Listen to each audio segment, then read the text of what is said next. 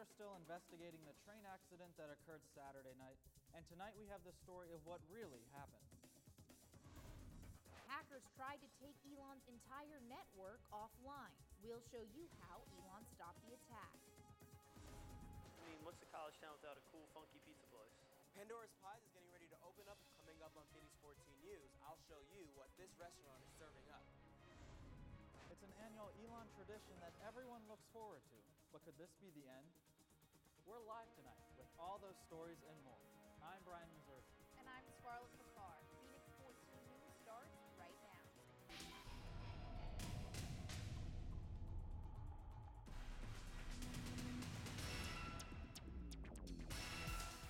Good evening and thanks for joining us. We have continuing coverage tonight of the train accident that took the lives of 2 Burlington residents Saturday night. Dawn Grenice was at the scene Saturday night and has details on what happened.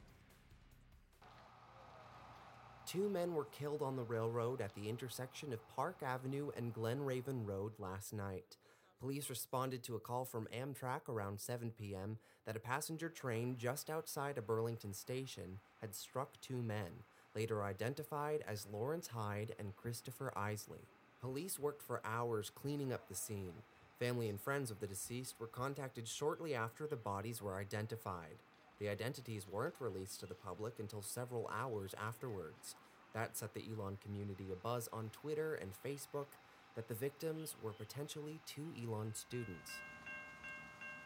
A passenger on board who has friends at Elon was told by a train volunteer that the 2 victims of the accident were Elon students. I posted on my Facebook profile, I said that the volunteer had said that they were Elon students, but nobody in official capacity ever said that they were Elon students, just the volunteer. But we talked to officers on the scene who said that the 2 men, both in their early 20s, were not Elon students and that the investigation is ongoing. I think it's too early to comment on exactly what the circumstances of the accident were. That should all come to light in the next few days, and hopefully we'll be able to resolve what actually happened. Dawn Grenice, Phoenix 14 News. We contacted the Burlington Police Department today, and they were unable to provide us with any updates on the incident. Keep checking our website for more information as it becomes available. Students are constantly surfing the internet's safety, but one wrong click and your computer can be infected. And if enough computers in one network get infected, then a hacker can launch an attack called a botnet. David Hodges tells us how a crack staff of Elon employees kept our campus safe from one attack last week. Elon's network defense team is always on high alert, protecting the university from a cyber attack. So when a malicious computer program tried to overload the school's network last Wednesday, the defense team took action to safeguard it. They were taking drastic measures. They were taking whole buildings off the network. What they try to do is put a dam around it. Is it here? Is it here? And they keep backing this movement into a corner. But the problem never stayed in one place. If the network staff trapped it here at the library, then it would pop up in Alamance. And maybe then, it could hit up McEwen. The erratic behavior was a clue that it was a botnet, or sometimes called a zombie attack. It's just, some people who want to go after certain groups and just think it's funny to try to take them off the internet. Professor Hollingsworth says that hackers who work on botnet attacks are sometimes called script kiddies in tech circles because their programs are so simple and immature. It's no wonder then that network staffers found a way to eliminate the attack later that afternoon by restricting the botnet code. I'm always amazed at just the fact that they can design a network with all these defenses built in, and they take it really personal when someone tries to break their network. Luckily, no personal information was threatened in this attack, and behind secure doors, the network defense team is working hard to make sure that it never is. David Hodges, Phoenix 14 News. Even though the attack was stopped, Fulkerson says it's unlikely the hacker responsible will be found, since the attack could have been launched from almost anywhere. Students may notice a change in the way they get their online assignments. Starting next academic year, Elon University will no longer use Blackboard, a learning management system. The university is switching to a similar system called Moodle. The university's contract with Blackboard is ending, and the switch is more cost-effective for Elon. Academic support specialist Roger Gant says Moodle is similar to Blackboard and has several advantages for faculty. There's some big advantages for Moodle in terms of the financial piece. It's also a great opportunity for faculty to take a look at their course and evaluate how they're presenting the material online and maybe improving that as well. The School of Health Sciences has recently relocated from McMichael to the new state-of-the-art Gerard L. Francis Center, located on Haggard Avenue. Our Ryan Green takes you inside. Even though the Francis Center is not yet complete, graduate students of the physical therapy program began classes there this month. Dr. Elizabeth Rogers, the Dean of the School of Health Sciences, took Phoenix 14 on a tour of the facility. She emphasized how the new equipment here will provide necessary hands-on experience. Everything we have in here is what the modern physical therapy facility would have. The Francis Center is nearly twice the size of what was available to the physical therapy program in McMichael, and no space goes unused. Students have access to lounges for study, a fitness room, and simulation labs. One of the most unique aspects to the Francis Center is that even the hallways are classrooms. Each stripe represents 1 meter, so students can conduct walking tests. We've spent a lot of energy to plan for them to have a great educational experience. Along with the physical therapy program, Elon will be establishing a Physician's Assistant Studies program to begin next January. Dr. Rogers says so far all the students she's talked to have only had positive reactions to their new home. I get responses like, I can't believe all the technology. I get responses like, oh, it's wonderful to have student space. I get responses like, the labs are fabulous. So it's the gamut. Ryan Green, Phoenix 14 News. With their new space, students start off practicing medical techniques on other students and then graduate to working with real patients. For seniors, it's getting close to that time of year where resumes are critiqued and job applications sent out. But securing that job isn't always easy, especially if you're majoring in a field that has few employment opportunities. Here are the 10 most unemployed majors according to a study done by CBS. Number 10 on the list is special needs education, followed by elementary education. Communication and disorder science is 8, pharmacy 7, and industrial production technology 6. Agriculture production and management comes in 5th, and the top 4 are all medical related. Medical assisting services, treatment therapy professions, nursing, and the most unemployed major is medical technology technician. On Sunday evening, members of the Elon community joined together for a peace journey and candlelight vigil in memory of Dr. Martin Luther King Jr. Let our rejoicing. The group sang and shared Dr. King's words and personal experiences to commemorate his legacy. Sophomore Brianna Cawthon feels the holiday is an important one for Elon students to remember. And he didn't just stand for African Americans, but all culturally, sexual orientations, all those people. So we wanted to basically unify, show Elon's campus that we're unified and commemorating someone who was so great and helped us to get to the place where we are today. If you're walking through downtown Elon, you might start to smell pizza. That's because there's a new restaurant opening today. Phoenix 14 News reporter Brandon Marshall has more. You guys, this time last year, the Pendulum office was still standing in the Elon Town Center. And in February, it was taken down and then construction started. Last semester, it was announced that Pandora's Pies will have a new spot in the Elon Town Center. Now, last night, there was a soft opening for just family and friends. But as you can see behind me, the restaurant is now completely open to the public. Construction on Pandora's Pies, the new restaurant in the Elon Town Center, ended this weekend, and co-owner Peter Ustak is ready to open to the public. We want to offer that place where students can come in, get a bite to eat in a quick time frame, also get a quality bite to eat, and be the only pizza place in a college town. The pizza served will not only be fresh, but all the ingredients will be produced locally, and Ustak says that gives the restaurant a warmer Elon feeling. A lot of my Italian deli meats, the pork's grown here in North Carolina, and then also cured here in Alamance County by a local guy. And the owners are also making their restaurant unique to Elon in another way.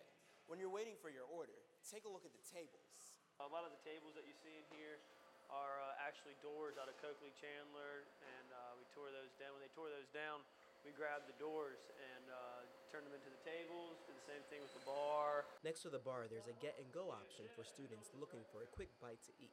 So you'll be able to come up to the counter, to the get-and-go counter here, get a bunch of stuff that we've already made fresh each morning, and offer it to you in a quick fashion so you can take it to class with you. And one final option puts a little twist on takeout. So let's say you want to just make pizza at your house one night, you can do that, buy the dough here for $3, buy a half ounce of mozzarella for a couple dollars, take it home and, have a fun date with it. Now, one Elon student shared her thoughts on the new takeout option. My suite mates and I, we love to cook our own meals just because as college students, we don't really have the budget to do that. So I think that's a great idea that they're offering that for us. Now, I decided to grab a slice of pizza for myself to check it out. I was told that it's a pesto flavor. Now, as for the hours of operation, Pandora's Pies is open Mondays through Wednesdays from 11 a.m. to midnight, and also on Sundays from 11 a.m. to midnight. And on Thursdays through Saturdays, it's open from 11 a.m. to 2 a.m. Now, as for Smitty's Ice Cream, that's open from 11 to 11, the owners say. In Live in Elon, I'm Brandon Marshall, Phoenix 14 News Tonight. Thanks, Brandon. Coming up on Phoenix 14 News, one Elon student's love of food has turned into a tasty blog. We'll introduce you to one of her delicious creations later in the show. On Friday, Elon students braved the cold and plunged into Lake Marinelle. But could it be for the last time? And next, we'll introduce you to two bills in Congress that could increase internet censorship if passed.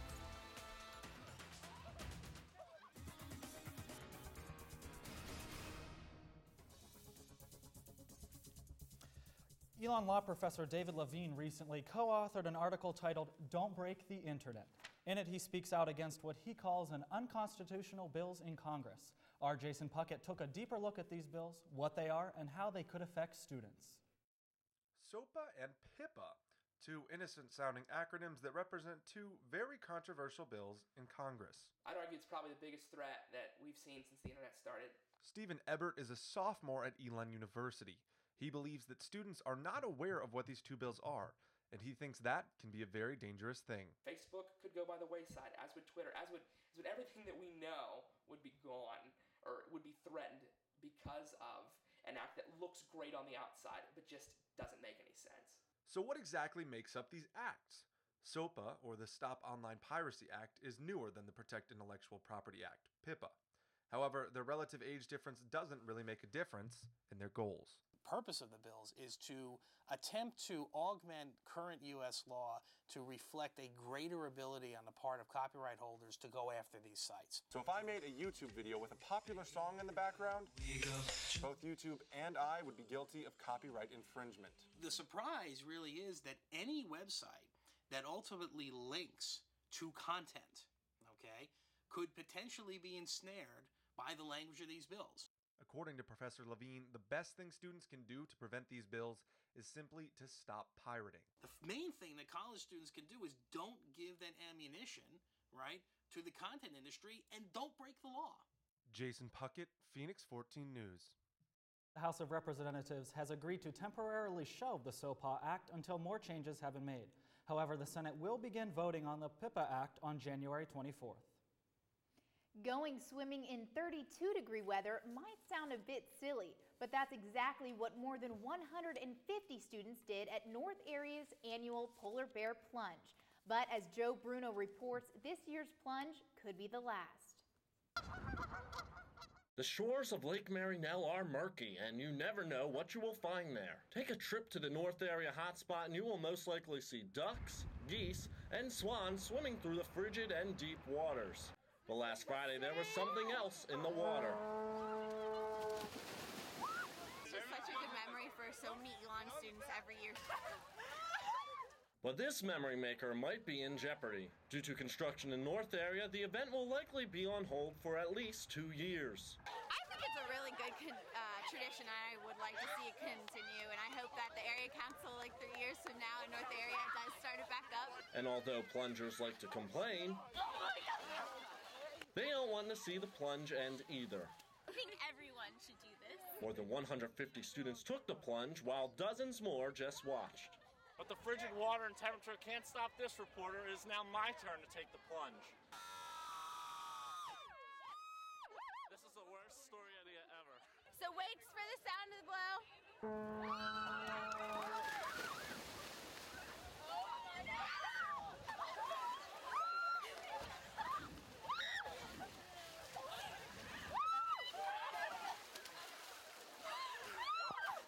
I got water in my mouth. Reporting from Lake Maryknoll, cold and wet, I'm Joe Bruno, Phoenix 14 News. Students who took the plunge will receive a free long-sleeve t-shirt. North area will email all plungers when the t-shirts are ready to be picked up. And we are also happy to report that Joe has not suffered from any plunge-related illnesses as of yet. Restaurant scores were recently released for Alamance County, and Elon's dining halls were included on the list. The winners? Acorn Coffee Shop and Colonnades tied with a score of 101, while Hardin Dining Hall and the Fat Frog have the lowest scores of 97. The scores are based on many factors, including food preparation, equipment cleaning, and restroom cleanliness. While many college students eat frozen meals or at a dining hall, one Elon student goes beyond pre-made food with her love for cooking, and she is even taking it onto the World Wide Web. Pal Mansfield has the story. Elon senior Caroline Plyler has always loved cooking, but it wasn't until last year that she decided to start her own food blog to highlight all the recipes she tries out. My best friend has just always told me, you're such a foodie, like you need to do something with it. And she did. Plyler Does Food is the name of her blog, where she posts weekly recipes that she tries out with her friends and family. As a strategic communications major, I thought that my blog would be like the perfect way for me to kind of practice like using social media and promoting myself. I just thought, you know what, this is something cool that I want to attack in the kitchen. And since we were in her kitchen, I asked her to show me a simple recipe that any Elon student could make in their own kitchens. I'm making a cookie dough cheesecake. That's really easy. I found it on Pinterest, and it only involves 6 ingredients, so really easy for college students to make. A few of my friends, we meet at least once a week to cook together, and we'll just flip through cookbooks, or Pinterest has become the best recipe finder. In under 15 minutes, the cheesecake was ready to go into the oven, and after 40 minutes of cooking, it was ready to be eaten. This cookie dough cheesecake is one of many great recipes you can find on Caroline Plyler's food blog. So good. I'm just a foodie because I love food. I love everything about it. Powell Mansfield, Phoenix 14 News. To find the recipe for the cookie dough cheesecake you just saw, and for more information on Caroline's blog, visit our website, phoenix14news.wordpress.com. Coming up, memorizing lines for a play is hard enough, but it's a little harder when only 3 weeks to prepare. We'll take you to rehearsals later in the show.